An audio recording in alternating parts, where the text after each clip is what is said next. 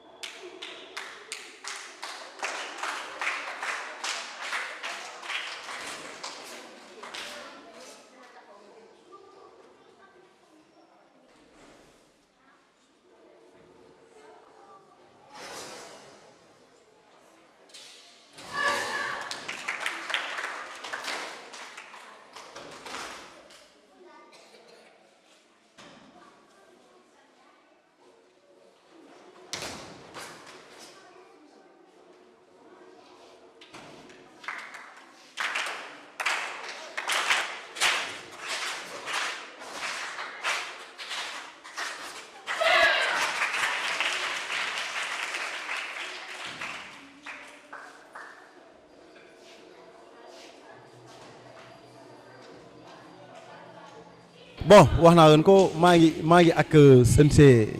Mama Diop dit Ndiaye Diop donc dama koy bàyyi mu def benn break par rapport ak moom jaar-jaaram cursusam mu nuyu askan bi nga xam ñoom ñoo koy seetaan à travers BTV Sénégal Sensei yaa ngi ci biir BTV Sénégal donc ñu bàyyi nga nuyoo ak askan bi. maa ngi nuyu ñëpp BTV moom ñëpp a ñuy seetaan donc man maa ngi tudd Ndiaye Diop. Maître Ndiaye Diop plus connu Mama Diop membre de la fédération sénégalaise de karaté nekk ci membre du comité directeur de la fédération nekkoon fi entraîneur national directeur technique CRI actuellement je suis le responsable organisation nationale pour la fédération sénégalaise de karaté. bon sama jaar-jaar bëri na mënu ma nekk di wax lépp mais li tax ma nekk tey au niveau international xëy na loolu mën naa koo wax. Parce que maa ngi doog a débuté karaté le 13 mars 1970 à Pikine avec Sensei Zapata li tax ma def karaté nag dama nekkoon xale nekk ndongo nekk ñangaan yar la koo xam ne nga koo doon yar ma juddoo fi Rue 22 kaa yóbbu ma bi ma amee tout xaw a am entrée en sixième ñëw ma Bakel yar ma foofu ma nekk fa ñangaan sonn na fa lool. bi ma ñëwee Dakar nag man damay jàng karaté pour mën a fayu dinaa def waaw ñi ma daan dóor dama teg ci taabal bi dinaa def ñetti affaire daal maa ngi ko ñaan yàlla ma ko yàlla may mooy ma jàng karaté ndax moo defar sama bopp benn bi ma nekk policier mbaa ma nekk militaire mbaa ma nekk avocat ndax ñooñu ni ñu ma doon def rek ñu nekk tout tànk sonal bi yàlla def bi ma ñëwee nag bi ma demee am sama entrée en sixième dem am BFM may jàng daal di gis sant Alioune Badara Samba Zapata mën na ko lii dafa ma neex mu dugg ma ci karaté bi kër seen kër bi nekkoon Icotaf bon ci laa commencé mu yóbbu université may jàng ba en 76 ma incorporé dans l'armée bon mais incorporé dans l'armée aw mon temps pour pratiquer parce que y avait des missions Liban Tchad Zaïre Gambie Casamance ma am benn retard mais quand je suis revenu dem dik Zapata ne ma comme que léegi yaa ngi dëkk Pikine da ngay dem Céleste bu Guédiawaye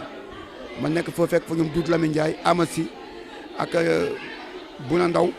fekk leen foofu di entraîner ak ñoom ba yàlla def ma nekk fa champion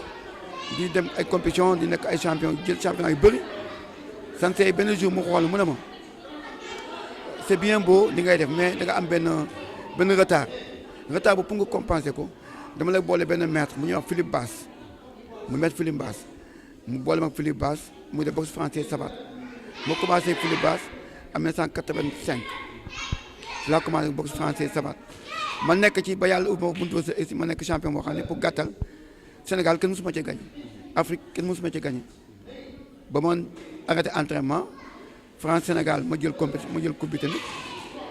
maa ngi rencontré un certain Français boo xam ne il a été 4 fois champion d'Europe et champion de France mais bi ñëwee fii sama deuxième round la kawote boobu du woon léegi ak léegi bokkul. jamono yooyu saasumaan nga woon. jamono yooyu booy Pikine laa woon bon yàlla def nag ma nekk ci karaté bi nekk fa entraîneur national boxe française ñu créé kickboxing ma nekk fa entraîneur national kickboxing nekk na entraîneur national aussi karaté donc 3 fédérations yoo xam ne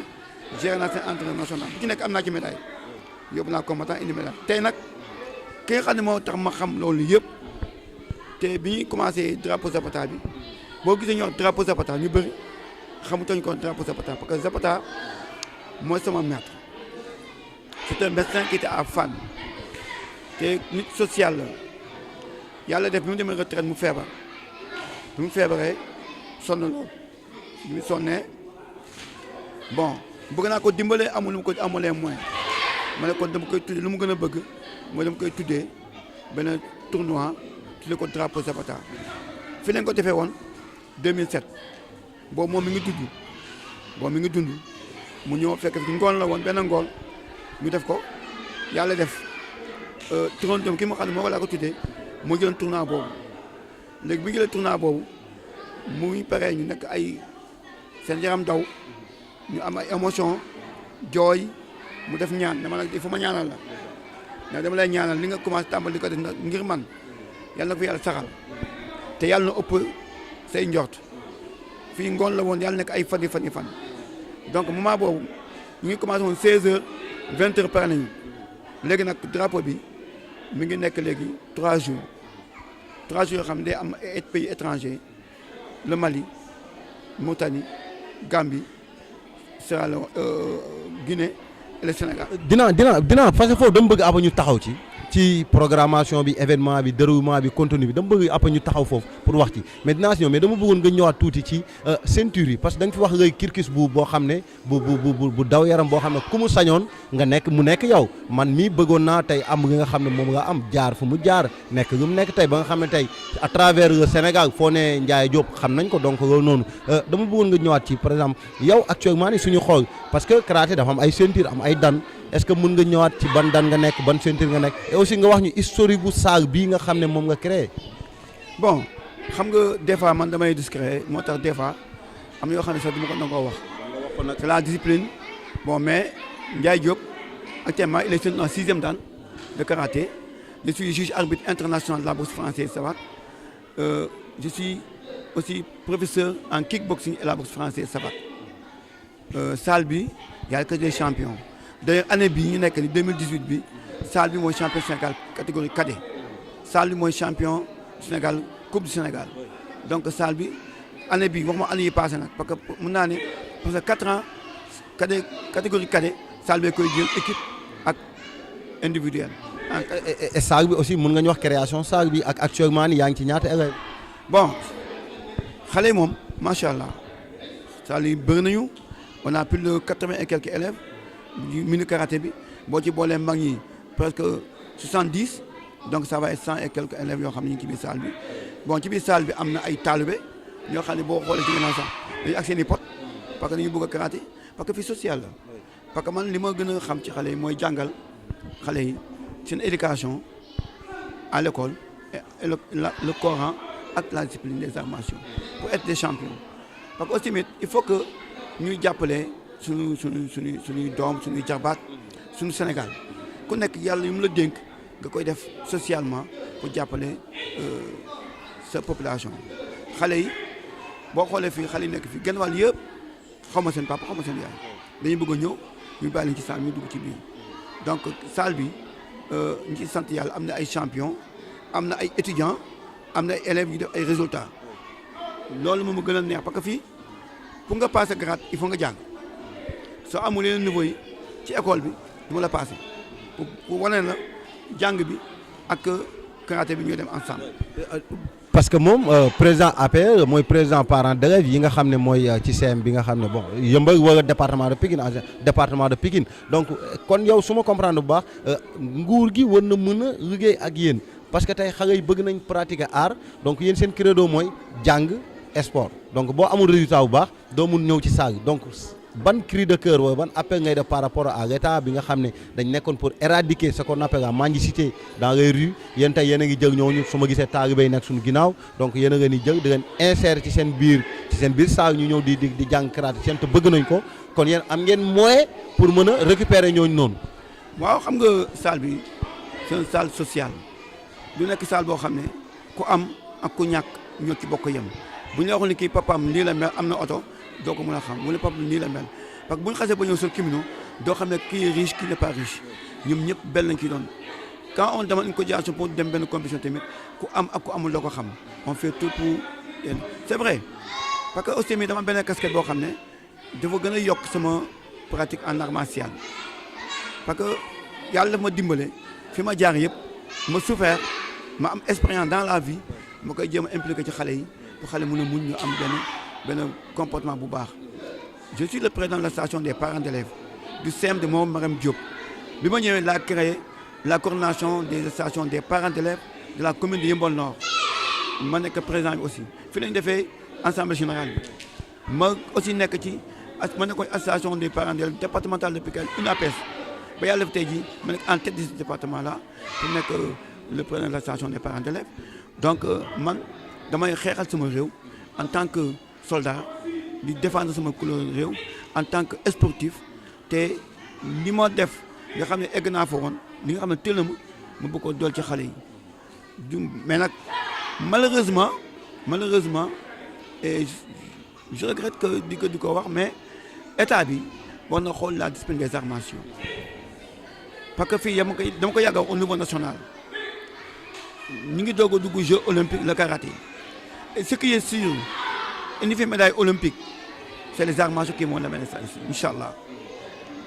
Les arts martiaux, quand je dis les arts martiaux, je pas dit forcément le karaté, mais ça, c'est le taekwondo, c'est le judo, c'est le kung fu, c'est le Faites Vos Dao, c'est le Nombudo, etc.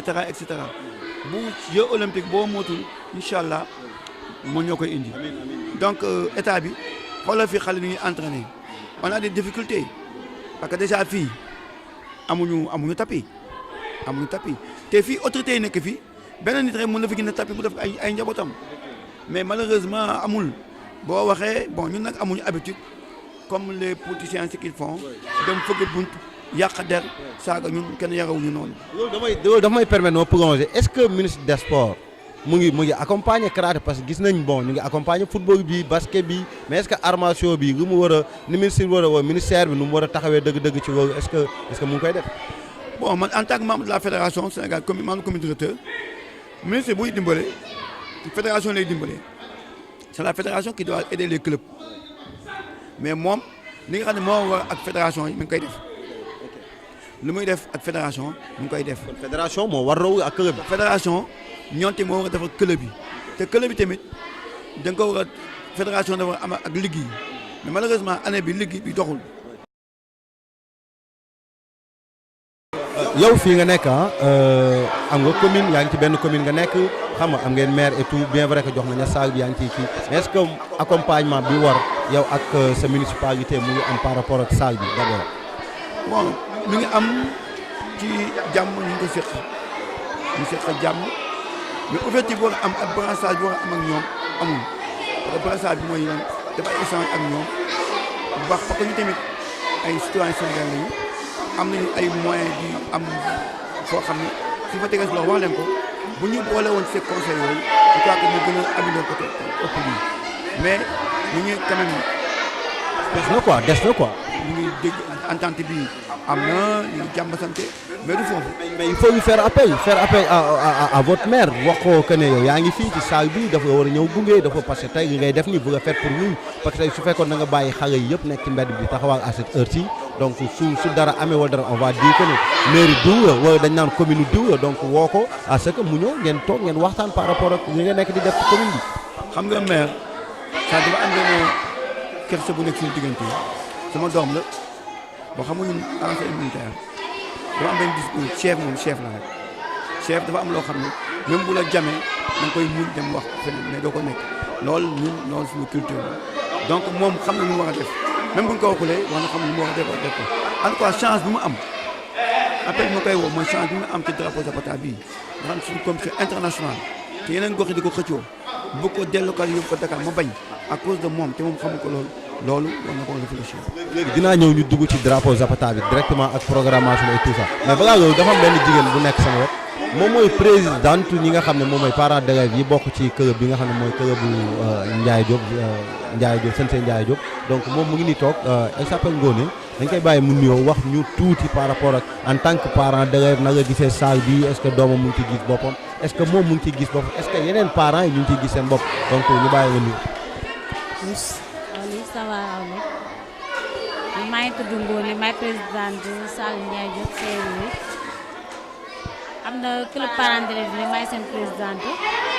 wax dëgg si yàlla Sensei Ndiaye Diop mu ñuy jàppale bu baax ñun parents d'élèves yi ndax fi de nii ku ci sa doom të dara wala dara ba nga duggee ci entraînement ba tey premier mois ci man gis naa ci sama bopp bu baax waaw mu ñuy jàppale moom wax dëgg si yàlla mu ñuy jàppale bu baax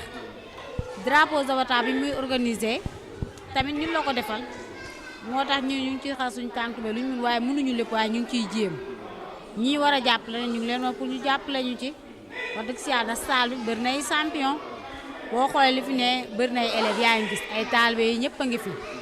man nag maay waxal parents d'élèves yëpp comme maay seen présidente man lañ jox yëpp man maa leen di waxal ñun daal ñuy woo autorité yëpp ñu jàppale ñu ci ndax salle bi soxla nañ ay matériel daal bëri nañu amuñu benn matériel soxla nañ ko drapeau Zapata dem na ba ëpp ñu doole ndax am nañ bëri nañ ay invité yu ñëw te wax dëgg si yàlla ñu war leen gàddu ci yëpp suñu amoon kuñ ci jàppale dinañ jël loolu daal ñu ngi koy ñaan autorité yi suñu ko mënee may ñu defal ñu ko torop soxla nañ ko torop. yow en tant que parent d'élève tey heure bi doon na fekk sa doom peut-être jàngiwul ma mu jàngi wàcc nekk si mbedd bi tey mu ñëw ci salle bi ban satisfaction la lay def en tant que yow jigéen nga yor sa doom nekk ay ndaw ba pare aussi tamit dégg naa yow sa doom champion du Sénégal la. waa dëgg la loolu moom feetewu kii laaj am ndax man heure saa su jotee sax su ma ko gisulee dama koy dem wëri ba mu duggee salle ba tey par rapport avant moo dugg salle danaa topp di dox rek topp football bi xeex nga àtte ba sonn waaye mu duggee salle ak léegi bu 5 heures jotee dootuma demati fenn ndax may xam ne mu ngi salle ba sama xel dal na bala mu fay wàcc ci timis su wàccee bu dee année scolaire su wàccee timis day jàngale son ren championnat bi moom moo ko gagné léegi man damay gis parents yi naan xale yi suñuy jàng duñu entraîné man de sama doom bokk ci suy jàng day entraîné wax dëgg si yàlla xelam day gën a ubbeek te résultat yu baax la may indil à chaque fois ci entraînement beeg ci karaté bi yëpp damay indi résultat bu normal kon man Saalum man ba déggee ñuy wax loolu man gawuma loolu dëgg si yàlla man de dama ci xel sama tànk tubéy man en tant que présidente sama doom chaque jour day entraîné lundi au samedi dañuy entraîné dimanche matin ñu entraîné. nga ko léegi yéen a ngi préparé événement phare bu mag boo xam ne bon à chaque fois dañuy gis seen doom yi seen i s'épanouir dañuy gis ne événement lay nekk muy drapeau Zapata yéen en tant que jigéen ak en tant que parent d'élève ban taxawaay moom ngeen fi war a taxaw. waaw taxawaay parent d'élève rek ñëw jàppale Sensei Ndiaye Diop ndax moom moo ko organisé te événement bi dana ëpp ko doole ñu ne ñëw en tant que parent d'élève ñu jàppale ko luñ ci mën ñu def ko ci ñu woo suñu morom parent d'élève yëpp ñu ñëw jàpp ci bis bi. comme ni leen ko waxee heure bu ñu wootee réunion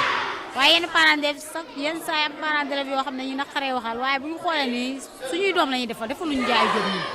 ndax li ñuy def suñuy doom la ndax lii Ndiaye Diop def suñuy doom ñun man en tant que Ngoné mënuma ko def wax dëgg si yàlla defal na suñuy doom bu baax mook Aliou ndax dañ lay jàngal yar heure julli su jotee dañuy julli kon loolu xam nga ñun parents d'élèves mënuñu ko moo tax parents d'élèves dañoo war a ñëw takk jàppale sañ si Ndiaye Diop bu baax ci programme bi.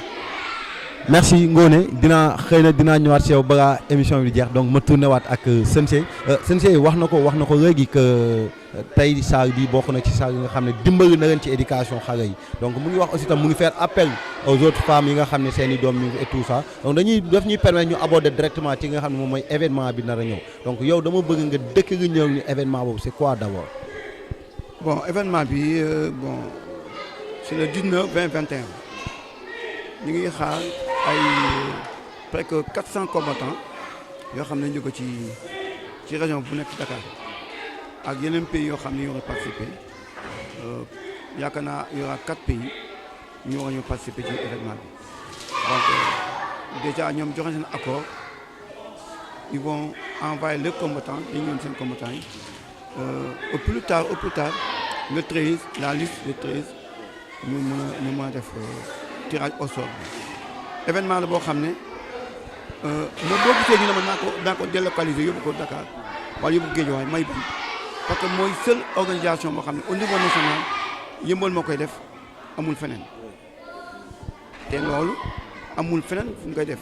yeneen dëkk yi ay am na ëppoon de Bawol am na ëppoon de Kaolack am na ëppoon de mais bokkul ak bii parce que ñoom ay catégorie nañu yem mais fii tout catégorie poussin ba senior poussin ça veut dire ñi nga xam ne 6 7 ans 4 5 ans 6 7 ans 8 9 ans 10 11 ans 12 13 ans 14 15 ans 16 17 ans 18 19 ans 20 21 ans ba 30 ans dañuy tiré donc catégorie yëpp confondu góor comme jigéen il me faut actuellement 80 médailles or 80 médailles d'argent et 800 bronze ak des coupes donc loolu suñu te yaakaar mu ko fenn sama benn parrain laa ko yaakaar muy yàlla moo sama parrain yàlla. gars yi dëgg woon Sensei bu baax a baax. mooy sama parrain te tàll naa loxo te li may def xam na ne ni ma ko sama xol laa ko defee def ma ko pour gis leen ma def ma pour am ci alal def ma ko pour commercial def ma ko te yàlla tax ak sama kóol ak sama maître léegi nag may benn appel ku dégg lii nga nekk élève mu nekk élève bu Zapata mbaa nga sama élève tàll naa la loxo nga def ci sa ñaq nga ñaan ci mbaa nga wax li nga ci mën a def en tout cas c'est un événement boo xam ne nekk ci événement Ndiaye Diop événement la boo xam ne nekk ci événement Yeumbeul c'est tout Sénégal donc loolu moom maa ngi ko ñaan fu ngeen mënut a toll aussi tamit di ñaanal parce que mbooloo bu fi nekk yàlla def jàmm yàlla def jàmm yàlla def jàmm parce que arts martiaux jàmm la xam les kions c'est jàmm la les katas jàmm la donc il faut que ñu nekk fii toutes les autorités ñi may dégg samay soppe ñi nga xam ne samay patients lañu ñi nga xam ne samay élèves lañu anciens élèves ñooñu dama leen di ñaan ñu jàpp ci bés bi ba ñu réussir bés bi gan ñëw ci jàmm ñu baat ci jàmm. et man dama naan lu fierté ci département de Pikine parce que compétition bu toll nii nga xam ne amul fenn ci Sénégal ñu koy defee dans le département de Pikine plus précisément commune de Yeumbeul Nord pour man ki si war a jiitu ci woote mooy Abdoulaye Timbo maire de la ville. Abdoulaye Timbo daf nga war a recevoir waxtaan ak yow ñëw jàpp ci affaire bi beneen bi topp mooy maire commune bi nga xam ne moom nga dëkk muy maire Yeumbeul Nord il doit vous voir parce que lii nii fierté la nekk ci nga war a nekk ci moom parce que ay dëkk ñoom ñooy ñëw dajaloo Sénégal ñu ne fan la ñuy dem ñu ne Yeumbeul la ñuy ñëw ci commune am kon loolu noonu déjà fierté la war a nekk ci moom ba pare aussi tamit dafa war a nekk benn affaire wax moom daf ci war a fës bu baax a baax donc on fait appel à lui man c'est mon ami sama grand la sama xarit la Daouda on veut que tu viennes aide ki nga xam ne moom mooy Sensei Ndiaye Diop ci événement bi nga xam ne moo ngay def donc man tamit dama lay woowaale ñeneen donc je fais appel à Mbaye Dieye qu'on connaît très bien seen fournisseur général dama bëgg nga ñëw yow suma xarit nga donc je sais que tu vas suivre ça dama bëgg nga ñëw accompagner ki nga xam ne moom mooy Sensei Ndiaye Diop. j'ai fait appel aussi tamit à Moustapha Marena fii nga dëkk si doomu dëkk bi il fait des bonnes choses na ñëw aussi tamit gunge jàppale ki nga xam ne moom mooy Sensei Ndiaye Diop ci li nga xam ne moom mooy drapeau Zapata compétition mag ba nga xam ne ñu bëri dañuy jóge feneen ñëw di fi kii donc nañu bëggoon nga rappelé waat ñu date bi ak organisation bi nu muy demee ñaata journée la premier jour bi ngay am deuxième jour bi ngay am final bi nu muy demee et tout. bon pratiquement compétition bi mi ngi démarré le 17 le 17 ñu def engagement yi club bi engagé ñu mën a seen catégorie yi le 18 aussi engagement 2 jours engagement li ñuy def troisième jour bi def tirage au sort mooy que dañuy seppi catégorie bu nekk âge bu nekk ñuy war a daje ak ñu def combat ak ñu def kata bon mooy doon le 19 bi te le 19 boobu le matin dañuy wàcc kaamil ñaanal ñëpp waa dawlu yëpp ñaanal waajur yëpp ñaawal Sénégal ci kaamil boobu parce que dañuy def récitation de Coran ñaari kaamil lañ ko wàcce ba ñett beneen bi aussi mooy le samedi matin 9h la ñuy commencé te 9h doo ñu commencé xale ndaw yi ñu am 85 ans ñoo jëkk a yëg 85 ans bu ñu wàccee 6-7 ans yi ñëw ba ñu jeex ba final ici ñu soog a ñëw ci kata yu mag yi mooy cadet yi foofu nag day gën a metti parce que club bi mooy champion Sénégal en cadet coupe Sénégal en cadet te cadet yi ñëw boo leen ko fokk seen loxo xam naa booy dañ jéem a bañ aussi tamit voilà donc loolu tamit donc bu cadet yi jeexee ñëw ci senior bi kata après nag bu jeexee ci même jour bi ñu commencé combat moins de 60 kilos yi góor ak jigéen moins de 65 kilos yi bu ba 9h ñu arrêté dem ci ëllëg sa le lendemain ñu def ba final ngoon gi à 16h30 ñu démarré final yi quoi. lan nga bëggoon wax fàtte ko war ko wax ñi nga xam ñooy seetaan et ñëpp ban appel ngay def. bon li may appel rek mooy que ñu soyons vraiment disciplinés ñiy ñëw combattants yi ñu ñëpp on est des combattants les arbitres aussi nga xam ne ñuy ñëw nañu comprendre combattants yi ñoom comme c'est des anciens combattants di woo nag les parents d'élèves bés bi seen bés la c'est pas bésu Ndiaye Diop di woo les communautés que ñëpp ñëw jàpp ci bés bi les autorités aussi locales maa ngi woo ñëpp ñoom Marena ñoom Mbaye Dieye ñoom Mansour Sow pour lim Dioum képp koo xam ne waxuma la tamit maa ngi leen di woo pour ñu jàpp ci bés bi jàpp ci ngir lan ngir yàlla ak njabooti xale yi jàpp ci aussi pour lan ndax yëmbal bi ñu bokk jàpp ci ndax lan di jàpp ci parce que dañoo am lu ñu soxla fii ci yëmbal yàlla may ñu ko di woo aussi madame Khady Gueye nga xam ne chaque fois moo ñuy recevoir tous les étrangers logé R+2 jox leen foofu la ñuy defee seen lépp kooku moom tamit maa ngi koy ñaan di ko sant di ko ñaan ak ni mu doon def na gën a yokk loo xam aussi encore. Sensei. C'est sûr que boo ko ubbee am naa ay élèves yu may gis au niveau national au niveau international je vous ai fait un appel ma leen jox sama numéro ngeen jàpp ko ngeen woo ma sama élève moom ñoom dama leen di forcer la main muy ñi nga xam ne ñooy élève bu Ndiaye Diop samay collègues nag bu ñu koy def dañ koy def ngir sant Zapata muy Aliou Sarr muy Yatma Lo muy Gogo Diop